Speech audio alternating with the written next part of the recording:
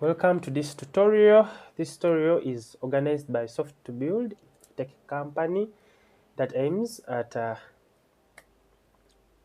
solving problems by code. So the problem we have today, we installed our XAMPP and we installed our port, but now when we start our MySQL, we get MySQL shut unexpectedly. So here we need to go and we need to go and correct our database. So when I click here, you shall be getting this kind of errors. So like my shut down unexpectedly, this may be due to blocked port, which we already did in our previous. So missing dependencies.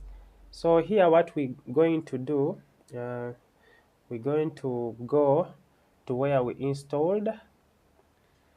We're going to go to our hard disk. See, we go to XAMPP, you look for XAMPP, which is this, you look for htdocs.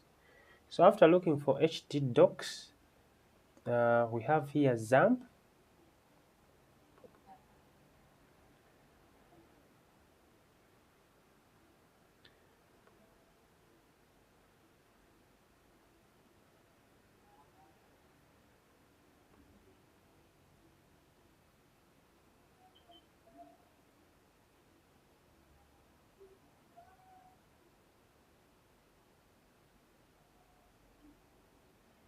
So in